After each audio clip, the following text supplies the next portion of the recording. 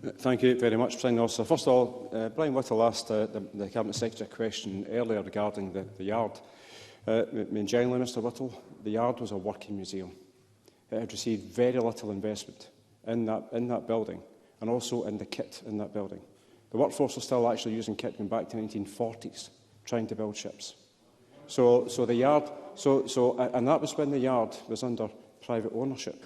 Also, sometimes nationalised in the 1970s, but the yard had a complete dearth of investment for decades. But I'll take Mr Whittle since Brian Whittle. the question. If that's the case, why did you award the contract to them from such a bad condition? We need to speak through the chair. Stuart McMillan. So, as the Cabinet Secretary indicated earlier on, also due diligence had taken place, and also with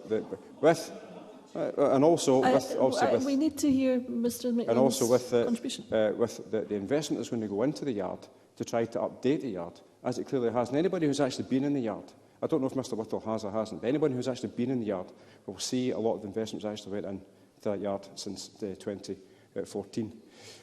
Another point, actually, I wasn't going to touch upon this, but on Project Neptune.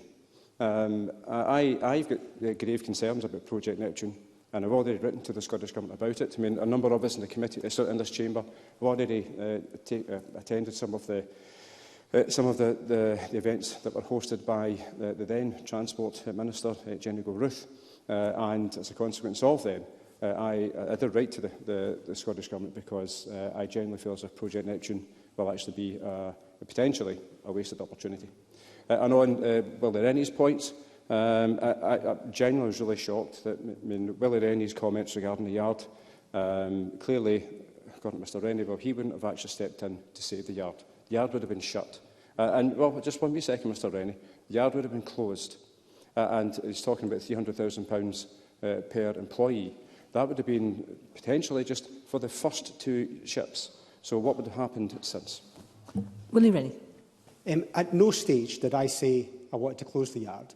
What I did say was that I wanted this government to do things properly. And if it had done things properly, we wouldn't be in this situation today and we'd have 2 ferries. But the government failed. Does he not accept that? Stuart McMillan. What Mr Rennie said was he would have awarded the orders to elsewhere. That's what he said, Mr Rennie. So that's what Mr Rennie said. As a consequence, the yard would have closed. There would have been no yard, no workforce at that place. So, Presiding Officer, one of the things for me about this whole situation is I want to put on record my appreciation for the workforce of Ferguson Marine.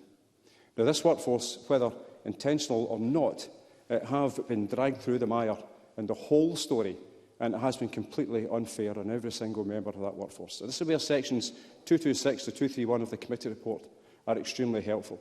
Now, the workforce at the yard have the skills, they've got the ability, and also the experience. And they want the best for the yard, and that's a sustainable and prosperous future. And I gently highlight to the Chamber, that the continual hammering of the yard does nothing to improve the morale of the workforce, nor their hopes and aspirations for its future. I've already taken a few, Mr Simpson. The narrative needs to change so that the yard actually can develop the future that we all claim to want.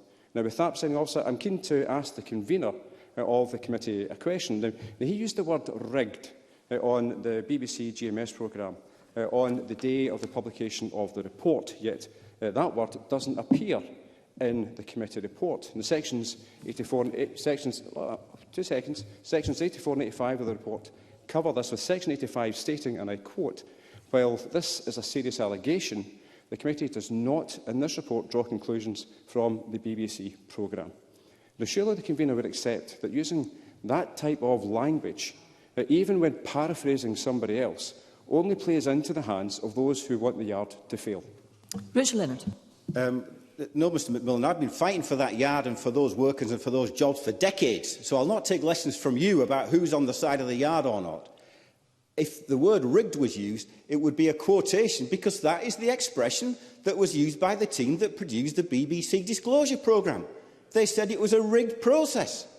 The committee's position isn't that we endorse that, but I would be merely reflecting that in an interview with the BBC. Stuart McMillan. Well, that's certainly not how it looks to the transcript, convener.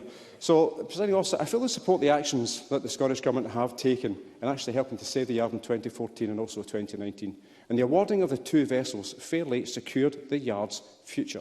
Now, make no mistake, we have heard in this chamber and outside in recent months, if the orders went elsewhere, the Scottish Government would have been quite rightly criticised, and I would have been leading the campaign for the orders to actually go to the yard. Now, Neil Bibby has already touched upon the issue of work going to Turkey. If we didn't have the yard, then these orders would have went to Turkey as well. Now, we wouldn't be having this debate today, or many of the others that have already taken place in this Parliament, if the order went elsewhere.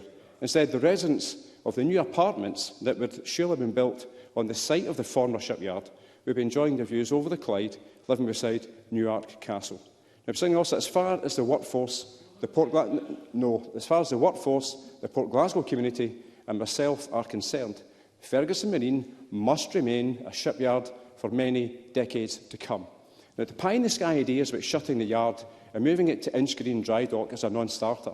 In addition to those wishing to buy an apartment in Inverclyde with a view over the Clyde, there are plenty of places to go to see that. Shipbuilding in Port Glasgow must remain. Now, I welcome the fact that much of the committee, this committee report helps the reader understand more about the situation that has happened. And I know, however, that it is not clearly a unanimous report, as members have already touched upon. I also want to touch upon a factual inaccuracy which centres around my letter to the Scottish Government and the subsequent reply. I became the MSP for Hebrides and Inverclyde in 2016, not before. And I'm sure that Duncan McNeill would not be too happy about being airbrushed out of his earned position at the time as sections 86 to 93, but also preceding and subsequent sections contain this factual inaccuracy. Now, looking specifically at section 89 and the reply from the Scottish Government, I'm sure that a similar section and a division would have appeared if the then Cabinet Secretary or Minister had either not replied or replied providing no information. And as section 88 of the committee report states, and I quote, "The constituency MSP for Greenock and Inverclyde was undertaking his duties as an elected representative by approaching the then Cabinet Secretary for Finance, Constitution and Economy to ask what alternatives to a BRG existed in a bid to support the shipbuilding industry in the area they represent." Now, I stand by my decision to write to the then Finance Secretary.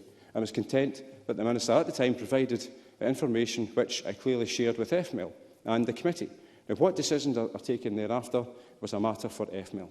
Now, Presiding Officer, I think that the oral evidence documented in section 156 of the report is also important to highlight. And Ms McMillan, I'm being generous, but I think we need to start to conclude. Okay. I'll just finish this point, if I may, then, Presiding Officer. I think that the quote from the Chief Executive of Transport Scotland was interesting, and I quote, we still had the outcome of the procurement, which told us that it was the best bid for price and quality, and we had secured some negotiations of risk from CMAL to Ferguson's and from us with CMAL. Presiding Officer, I will not apologise for our government stepping in to save the yard, saving the jobs and getting those ferries finished, because that certainly is going to provide a future for many, many people in my community in the decades to come. Thank you very much.